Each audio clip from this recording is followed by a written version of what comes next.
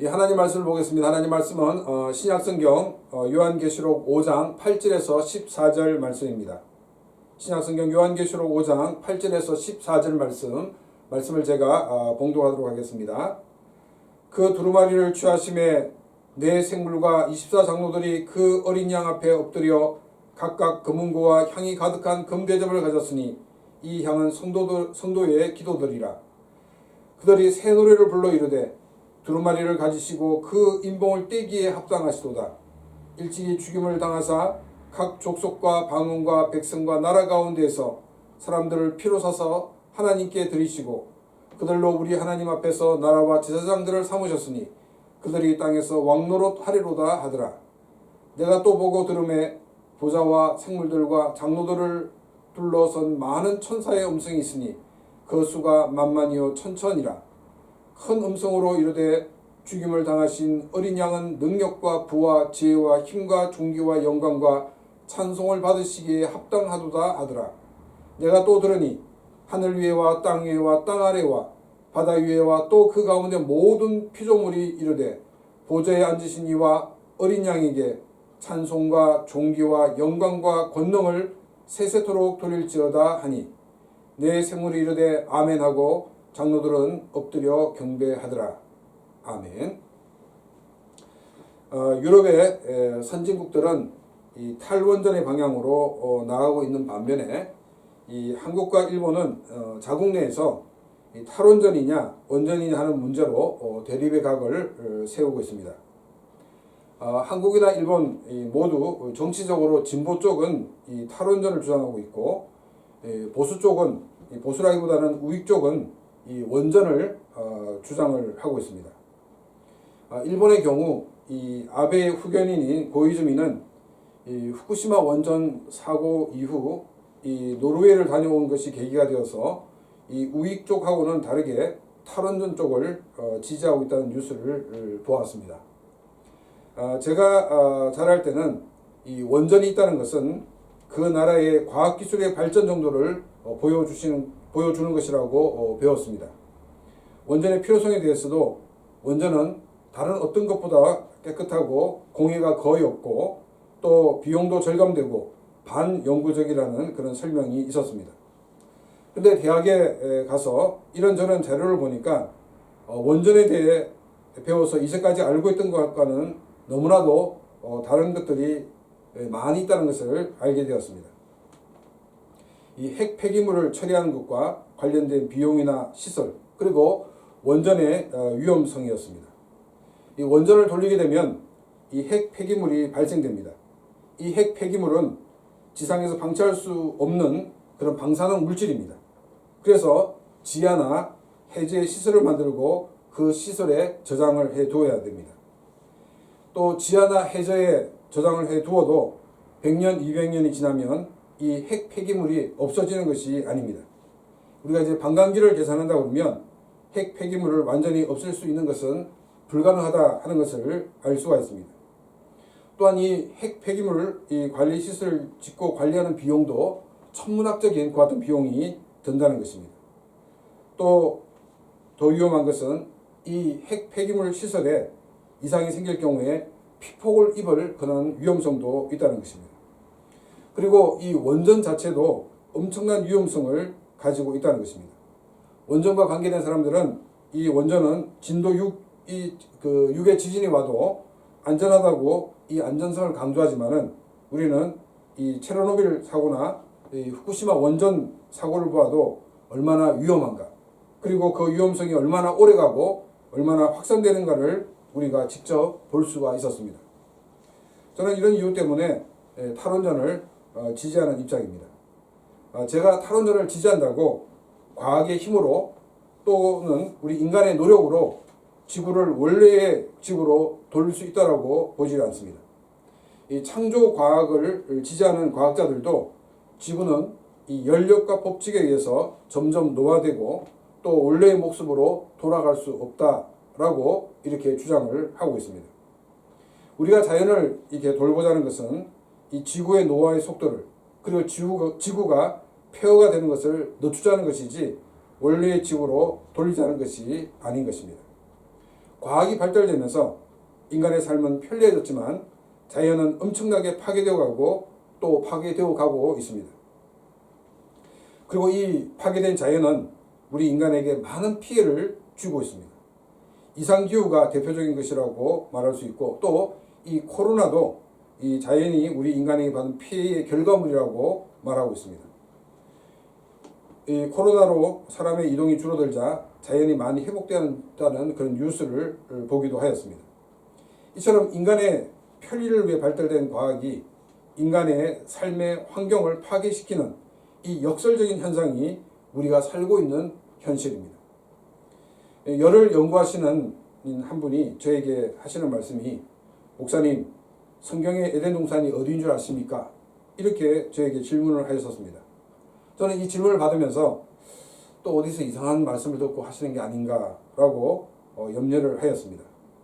이분이 하시는 얘기가 뭐냐면 지구 자체가 에덴 동산이라는 것입니다. 태양과 지구의 이 거리는 생명체가 살 수 있는 가장 적절한 조건을 만든다는 것입니다. 금성의 경우에는 지구보다 태양에 더 가까워 지구보다 더워서 생명체가 살 수가 없다는 것입니다. 이 화성의 경우에는 지구보다 태양에서 멀리 있기 때문에 추워서 생명체가 살 수 없다는 것입니다. 가장 생명체가 살기에 적합한 곳이 지구이고 이 지구야말로 에덴이라고 말씀을 하셨습니다. 저는 그 말을 듣고 지구가 에덴이라는 것에 동의를 하게 되었습니다. 그럼 우리가 먼저 생각해 봐야 될 것은 뭐냐면 하나님께서 지구를 노화가 되게 만들고 또 폐허가 되도록 만드셨을까 하는 것 같은 의문입니다. 하나님께서 만드신 지구는 처음부터 이렇게 노화가 되거나 또 파괴되어가는 그런 것으로 만든 것이 아니었다는 것입니다. 지구가 이렇게 된 것은, 피조물이 이렇게 된 것은 아담과 하와가 타락하면서 시작되었습니다. 아담과 하와가 범죄함으로 하나님과의 관계만 깨어진 것이 아니었습니다. 하나님과의 관계가 깨어진 사람들은 사람과 사람과의 관계도 깨어지게 되었습니다. 서로 미워하고 시기하고 죽이기까지 하였습니다.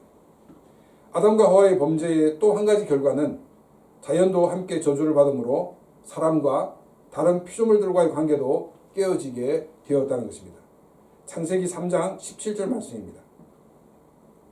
아담에게 이르시되 내가 내 아내의 말을 듣고 내가 내게 먹지 말라 한 나무의 열매를 먹었은즉 땅은 너로 말미암아 저주를 받고 너는 내 평생에 수고하여야 그 소산을 먹으리라.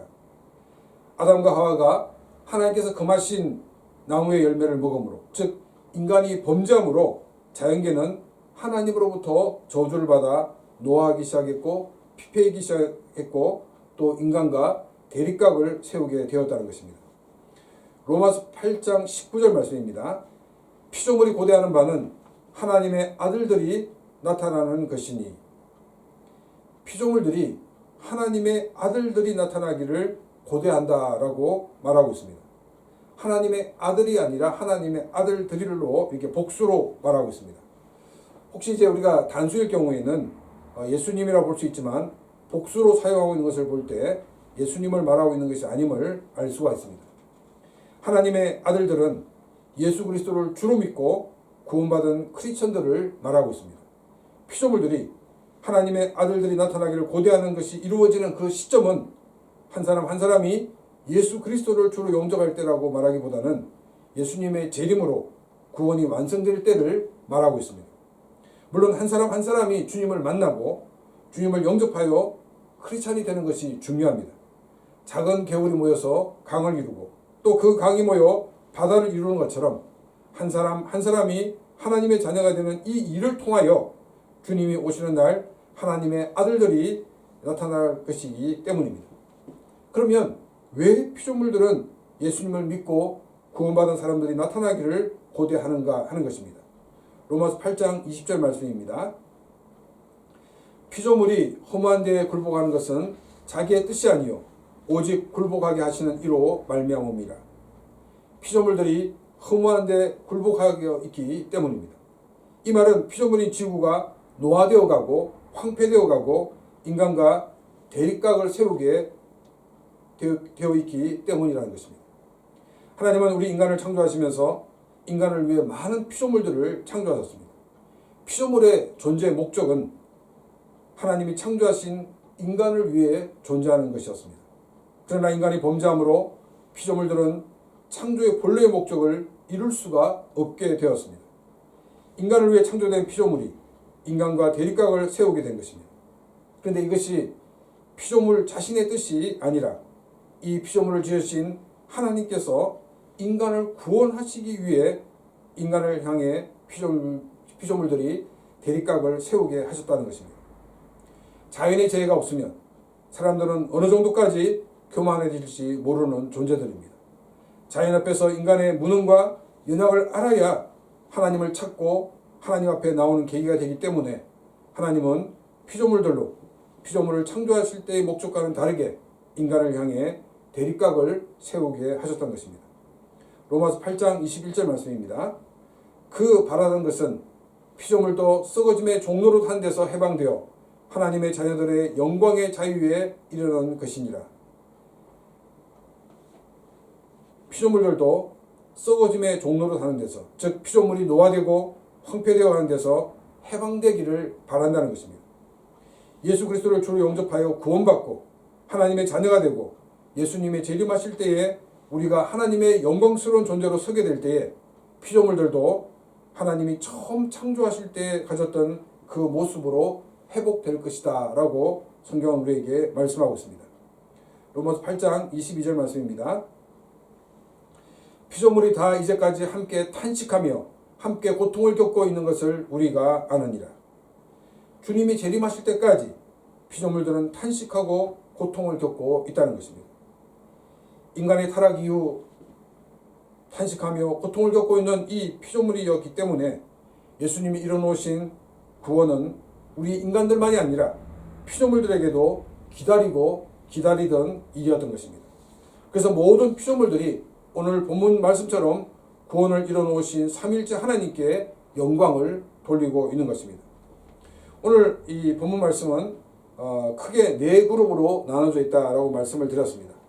첫 번째는 24장로와 이 네 생물의 찬양, 두 번째는 24장로와 네 생물 그리고 천사들의 그 찬양이 나와 있고, 세 번째로는 모든 피조물의 찬양이 나와 있습니다. 그리고 마지막 네 번째는 아멘송으로 마치고 있습니다. 우리는 지난주 24장로와 네 생물의 찬양에서 예수님은 왜 두루마리를 받으시기에 합당하고 또 인을 떼기에 합당하신 분인가에 대해서 살펴보았습니다. 예수님께서는 인류를 구원하시기 위해 자신을 들이심으로 죄의 종된 우리의 값을 치르시고 우리를 사셔서 구원받는 하나님의 자녀로 삼으셨다는 것입니다. 두 번째로 예수님께서 우리를 구원하신 것은 우리를 하나님 나라의 대표로 또 다른 사람을 하나님께로 인도하는 제사장으로 삼으셔서 이 땅을 다스리는 자가 되게 하시기 위해서라는 것입니다. 땅을 다스리는 자라고 하면 당대에는 로마의 황제나 로마의 황제의 명을 받고 온 총독이 떠올랐을 것입니다. 그런데 요한을 통해 주시는 말씀은 땅을 다스리는 자는 로마의 황제나 황제의 명령을 받고 온 총독이 아니라 구원받은 하나님의 백성이 될 것이라는 것입니다. 그러므로 이 땅에 하나님의 통치를 드러내는 삶이 되어야 한다는 것입니다. 우리 크리스천들은 구원받은 것으로 끝난 것이 아니라 이제 하나님의 명령을 받고 하나님의 명령을 수행하는 하나님 나라의 총독으로 이 땅을 살아야 하는 것입니다. 11절 말씀입니다. 내가 또 보고 들음에 보좌의 생물들과 장로들을 둘러선 많은 천사의 음성이 있으니 그 수가 만만이요 천천이라. 헤아릴 수 없는 수많은 천사들의 합창을 요한은 듣게 됩니다. 12절 말씀입니다. 큰 음성으로 이르되 죽임을 당하신 어린 양은 능력과 부와 지혜와 힘과 존귀와 영광과 찬송을 받으시기에 합당하도다 하더라. 지난주 살펴봤던 24장로와 이 네 생물의 찬양은 삼위일체 하나님의 제2위이신 성자 예수님이 어떤 일을 하셨고 또 어떤 일을 하실 것인가에 대해서 찬양을 드렸습니다. 근데 우리가 이 11절과 12절의 말씀을 보게 되면 헤아릴 수 없는 수많은 천사들의 찬양은 성자 예수님은 그 존재 자체가 찬양을 받으시기에 합당하신 분이라는 것을 우리에게 말하고 있습니다.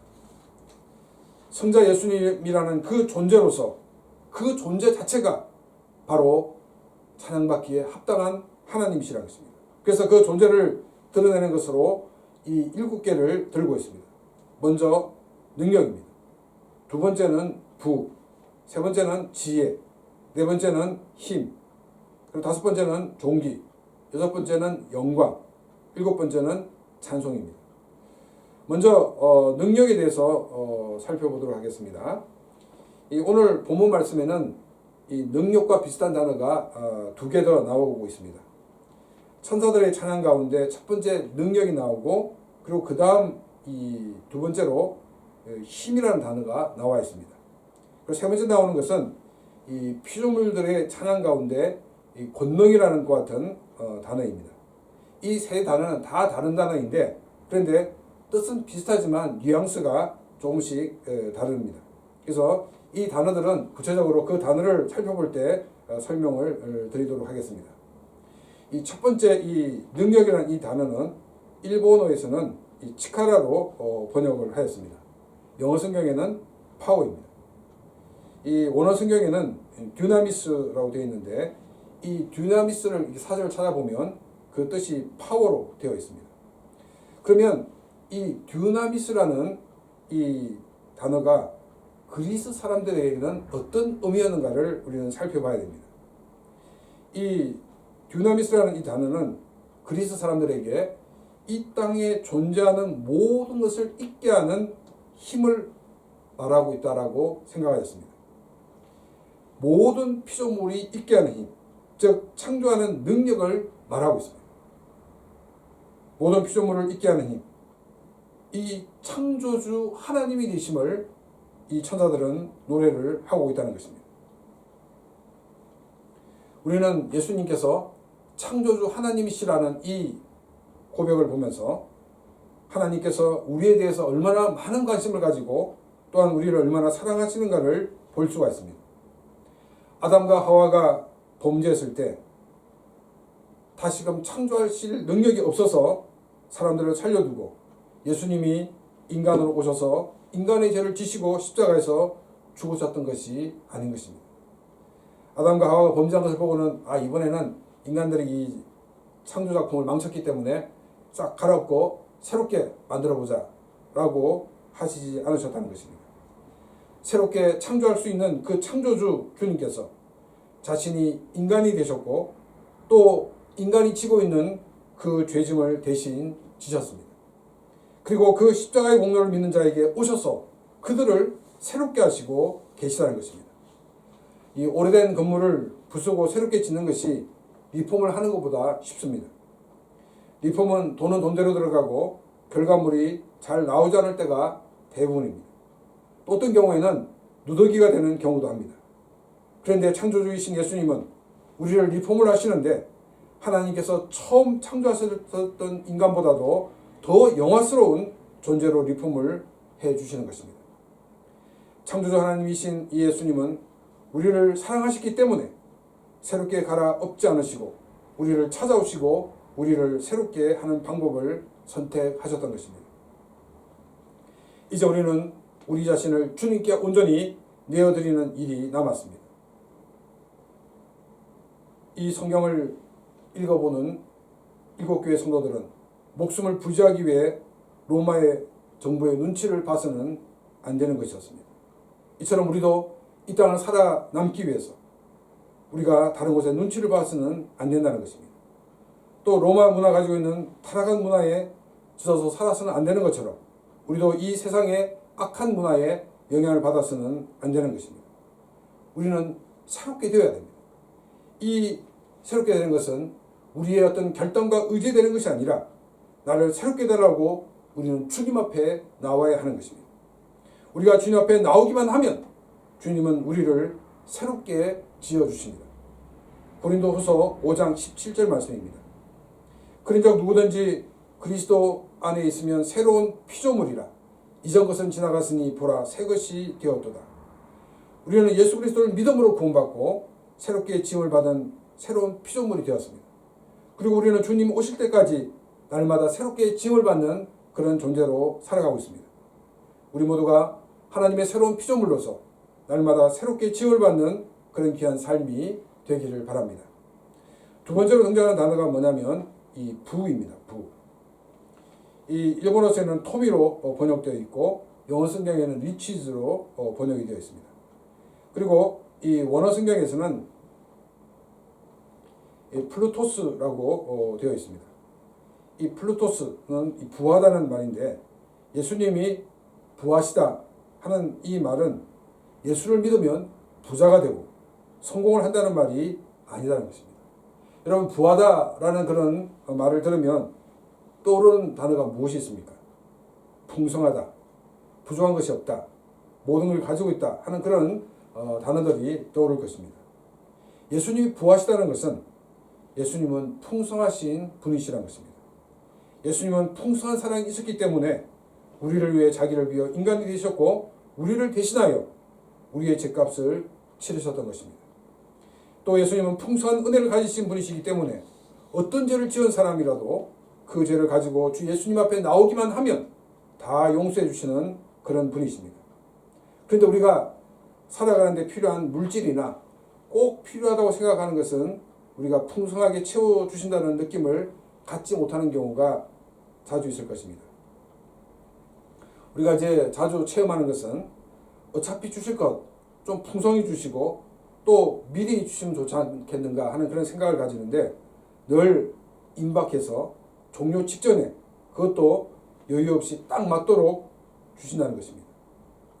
하나님은 형이상학적인 것은 굉장히 풍성하신 것을 아는데 이 형이하학적인 것에 대해서는 풍성하지 않다고 느낄 때가 많이 있습니다. 그러면 우리가 먼저 생각해야 되는 것은 뭐냐면 물질이나 내가 필요한 것이 있을 때 과연 나는 풍성한 삶을 살 수 있을까 하는 것입니다. 아무것도 없을 때는 나와 나의 가족만 어쨌든 먹고 살면 된다라고 생각하지만 원하는 것을 얻게 되면 더 좋은 것을 누리려고 합니다. 또 그것을 얻게 되면 이제 나의 자손이 계속해서 이것을 누렸으면 하고 더 많이 가지려고 한다는 것입니다. 또 사람들이 물질적인 여유가 생기게 되면 하나님보다도 돈 쓸 일을 찾느라고 하나님을 멀리하게 되는 경우가 대부분입니다. 왜냐하면 돈을 쓰게 되면 자기가 사람들로부터 대우를 받기 때문입니다. 그래서 자기가 하나님이 되고 그것을 즐기는 삶을 살게 되는 것입니다. 잠언 30장 8절 말씀을 보겠습니다. 나를 가난하게도 마옵시고 부하게도 마옵시고 오직 필요한 양식으로 나를 먹이시옵소서. 이 잠언은 당대의 최고의 지혜자이며 또 많은 것을 누려본 솔로몬의 글입니다. 이 솔로몬은 나를 가난하게도 마옵시고 부하게도 마옵시고 필요한 양식을 주셔서 살도록 해달라고 고백하고 있습니다. 왜 솔로몬은 이와 같은 고백을 할까요? 잠언 30장 9절 말씀입니다. 혹 내가 배불러서 하나님을 모른다. 여호와가 누구냐 할까 하오며 혹 내가 가난하여 도둑질하고 내 하나님의 이름을 욕되게 할까 두려워함이니이다. 부자가 되어서 하나님을 모른다. 또 여호와가 누구냐라고 이렇게 말할까 봐 두렵다는 것입니다. 여기서 하나님을 모른다라고 말하고 난 다음에 여호와가 누구냐라고 이렇게 하나님이 아니라 여호와라고 바꿔져 있습니다. 이 여호와라는 명칭을 사용하고 있다는 것은 하나님의 은혜를 맛본 사람이라는 것입니다. 그런데 부자가 되고 나니까 나에게 은혜를 주시고 여기까지 인도하신 여호와 하나님을 무시하는 삶을 사는 그런 교환을 보여주고 있다는 것입니다. 또 솔로몬은 너무 어려운 상황이 되어서 도둑질하여 하나님의 이름을 욕되게 하지 않은 삶을 살까, 욕되게 하는 삶을 살까 두렵다는 것입니다. 우리가 이제 바른 믿음을 가지고 있으면 하나님이 먹을 것을 주지 않으면 하나님께서 순교하라는 뜻이다 생각하고 우리가 그것을 버틸 수가 있습니다. 그런데 나의 아이가 배가 고파 울고 있다 그러면 우리는 장발장이 될 수밖에 없는 것입니다. 그래서 솔로몬은 너무 부하게도 마옵시고 가난하게도 마옵시고 필요한 물질로만 살게 해달라고 했던 것입니다. 하나님의 풍성함은 물질적인 풍요에 있는 것이 아닙니다. 내가 원하는 모든 것을 얻는다고 풍요롭게 있을 수 있는 것이 아닌 것입니다. 우리의 풍요는 하나님의 풍요는 마음에 있는 풍요입니다. 기부를 하는 분들이 많이 가지고 있어서 이렇게 기부하는 분은 사실 많지 않습니다. 자기가 쓸 것을 아껴서 기부를 합니다. 그들은 마음이 풍요로운 사람들이기 때문입니다. 예수님께서 이런 비유를 하셨습니다. 마태복음 25장 31절 이하에서 예수님께서 재림하셔서 심판을 하실 때 양과 염소로 이렇게 분류하여서 양은 오른쪽에 또 염소는 왼쪽에 두실 것이라고 하셨습니다. 그리고는 이 오른쪽에 있는 사람들에게 내가 줄일 때에 너희가 먹을 것을 주었고 내가 목마를 때에 너희가 마시게 하였고 또 내가 나그네 되었을 때 나를 영접하였고 내가 헐벗을 때에 나에게 옷을 입혔고 내가 병들었을 때 나를 돌아보았고 내가 옥에 갇혔을 때 와서 보았다라고 말씀하셨습니다. 이 말을 들은 의인들은 예수님께 다시금 반문을 합니다. 아니 언제 예수님께서 이 줄이셨습니까? 그래서 내가 예수님께 이 먹을 것을 드렸습니까? 예수님께서 언제 목마르셨을 때 제가 마실 물을 드렸습니까? 아니 예수님께서 언제 나그네가 되셨고 헐벗어서 또 옥에 갇혔습니까? 저는 예수님께 한 것이 아무것도 없습니다. 이렇게 고백을 합니다. 이때 예수님께서 뭐라고 말씀하시냐면 너희가 여기 내 형제 중에 지극히 작은 자 하나에게 한 것이 곧 내게 한 것이라고 말씀하셨습니다. 마태복음을 처음 읽는 성도들도 또 요한계시록을 처음 읽는 7교회 성도들도 역사적으로 거의 동시대의 사람들이라고 말할 수 있습니다. 로마의 박해로 교회의 멤버가 옥에 갇히게 되었을 때 그 옥에 갇히게 된 성도들을 섬겼습니다. 그리고 남은 가족들을 섬겼습니다. 본인이 여유가 있어서 한 것이 아니었습니다. 자신도 어렵고 이 사람을 돕다가 어떤 어려움을 당할지 모르는 그런 상황이었지만 같이 주님을 믿는 한 형제, 한 자매이기 때문에 나의 것을 깨뜨려 위험을 무릅쓰고 섬겼던 것입니다. 물질이 많다고 많은 것을 가졌다고 여유를 가졌다고 사람들을 섬기는 것이 아닌 것입니다. 마음이 부유한 자가 섬길 수가 있습니다.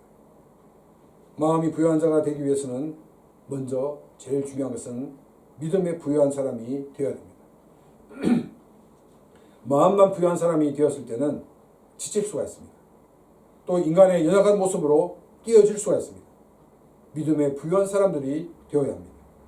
믿음에 부유한 사람이 되는 것은 우리가 우리 자신을 내려놓고 예수님으로 가득 차게 하면 되는 것입니다. 우리 주님으로 가득 찬 삶이 될 때 우리는 믿음에 부유한 사람이 되어서 우리를 통해서 하나님의 그 풍성함을 흘러 넘치게 하는 그런 복된 삶을 살 수가 있는 것입니다. 우리 모두가 내가 주인이 아니라 예수님으로 가득 참으로 말미암아 하나님의 풍성함이 흘러 넘치는 그런 귀한 삶이 되기를 바랍니다. 예수님이 부하시다는 것은 또한 예수님에게는 부족함이 없다는 것을 우리에게 가르쳐주고 있습니다. 예수님은 모든 것을 다 가지고 계신 분이라는 것입니다. 우리가 믿음 안에서 부유한 삶을 살게 될 때 주님께서는 우리의 삶에 필요한 모든 것을 주신다는 것입니다. 내가 모든 것을 받았을 때 내가 부유해지는 것이 아니라 내가 부유한 삶을 살 때 하나님께서는 나에게 필요한 것을 채워주신다는 것입니다. 엘리사 시대에 이 아람의 군대가 쳐들어와서 이 사마리아 성을 에워쌌습니다. 이 사마리아 성이 고립되어 있었기 때문에 먹을 것이 없어서 자기 아이를 잡아먹는 그런 상황에 놓이게 되었습니다. 북이스라엘 왕은 엘리사가 그 전에 포로가 되어서 사마리아 성까지 잡혀왔던 그 사람들을 그냥 돌려보내줬기 때문에 이런 결과가 생겼다라고 생각하고 엘리사를 죽이라고 명령을 내렸습니다. 엘리사는 자신을 죽이러 온 그 왕의 신하에게 뭐라고 말하냐면 내일 이맘때가 되면 이 물가가 정상이 될 것이다 라고 이렇게 이야기를 하였습니다. 이 말을 들은 이 왕의 한 장관은 여호와께서 하늘에 창을 내신다고 한들 이 일이 가능하겠느냐라고 대답하였습니다. 이 말은 무슨 말입니까? 하나님도 할 수 없습니다. 아니 이렇게 어렵고 이렇게 우리가 이 절박한 상황인데 어떻게 내일 이 시간까지 가능합니까? 그건 불가능합니다. 이렇게 대답을 한 것입니다. 이때 엘리사는 내 눈으로 이것을 볼 것이지만 이것을 먹지는 못할 것이라고 말을 하였습니다. 이제 이 아람의 군대에 하나님께서 일을 하기 시작하셨습니다. 먼저 거짓 뉴스가 막 돌아다녔습니다. 그리고 그들의 귀에는 말발굽 소리가 들려옵니다. 그래서 이 겁을 먹은 이 아람의 군인들은 모든 것을 다두고 몸만 빠져나가게 되었습니다. 텅 빈 이 아람 군대의 진영에 이 한센병 환자가 찾아왔습니다. 이 한센병 환자들은 자기들이 너무나도 어려운 것 같은 삶을 살았기 때문에 내가 여기서 굶어 죽거나 아니면 아람 군대에 가서 칼에 맞아 죽거나 어차피 죽는 것이니까 한번 가보자 하고 간 사람들입니다. 그런데 이 아람의 진영은 텅 비어 있었습니다. 그래서 두고 간 이 음식을 마음껏 먹고 또 두고 간 물건들을 이렇게 감춰두기도 하였습니다. 그러면서 지금 성내에는 사람들이 굶어 죽어가고 있는데 우리끼리 이렇게 해서는 안 된다 생각하고 그들은 이 성에 가서 지금 이 아람의 진영이 비어있다라고 이야기를 하게 됩니다. 그래서 그 다음날 물가가 이 엘리사의 예언처럼 되었습니다. 이 왕의 장관이 말한 것처럼 도저히 하루 만에 그 일이 이루어질 수 없는 그런 상황이었습니다.